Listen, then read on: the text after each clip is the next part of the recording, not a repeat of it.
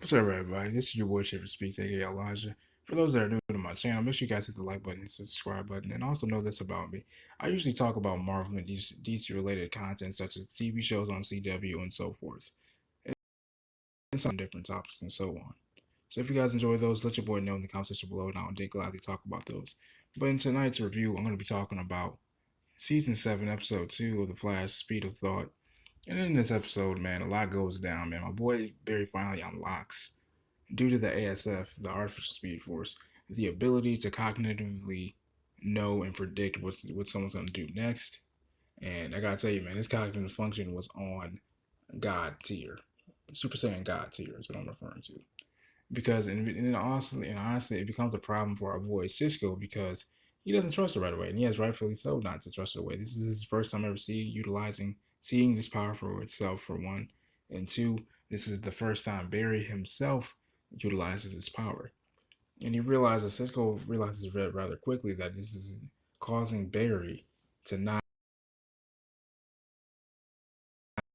use his logic, and this throughout this entire episode, it's enhanced and advanced logic at that, but what causes Barry to feel like he needs to, what triggers this enhanced logic that Barry has is when we look at the walls of Wells's, it makes Barry feel like one, he blames himself, but Joe tells him not.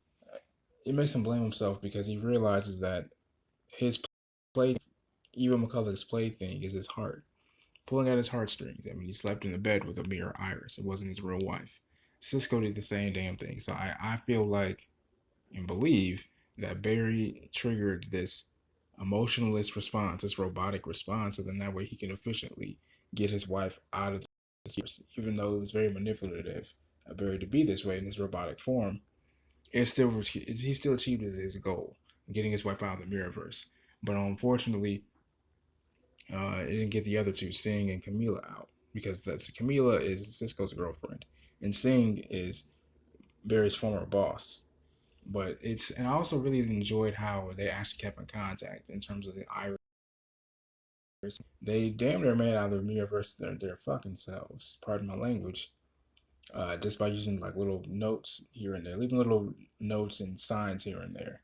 So much so that Allegra was actually able to get an email on Nash's computer stating that this is where they'll be to get out of the Mirrorverse. The Team Flashes need a piece of technology from Eva McCulloch. And so they found this mirror refracting or reflection machine, to which Barry, the Speed Force brain kicked in for the first time. We saw as they were trying to get this weapon, Frost, trying to get Eva's cell so that way they can make their own little artificial mirrorverse portal. Frost is actually hit with a mirror shot from Eva McCulloch, but Barry's, for some reason, he freezes up, and that's when the artificial Speed Force kicked in, shuts him down, shuts off the human Barry, and inserts the robotic Barry. And then towards the middle of the episode, we see Barry actually face off against Frost Flash. And that was so cool to see Caitlin literally use her ice powers and the Velocity 10, and also see the Velocity 0 dampen Barry's speed when they were trying to talk some sense into him. That was actually rather cool. We see even McCulloch, the Mirrorverse, even McCulloch realized that this is not her world, but you know what? She can make it her world. He said that rather sadistically after she was on a little talk show interview with some reporter. She was trying to, as you can see, she just made her own world because she knew she wasn't of this world. You know what I'm saying? So she basically receded further into her mind, in my opinion. And then lastly, we see Harrison Wells. We see a callback to season one. Uh, we see the real Harrison Wells be killed by Eobard Thawne, and then all of a sudden we see the same red lightning zoom around the plot, the whole of the remains of the real Harrison Wells. And all of a sudden these green little glass particles come together, and then we see the real Harrison Wells make his comeback. Now I have a few questions. Number one, is this going to be the final incarnation of the Wells?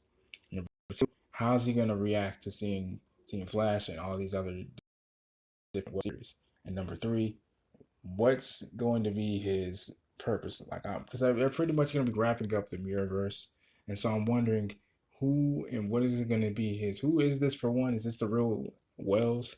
And two, what's going to be his purpose? Obviously, he's going to be the Wells of this season for sure. But I'm just saying, what's his agenda? Is what I'm getting at.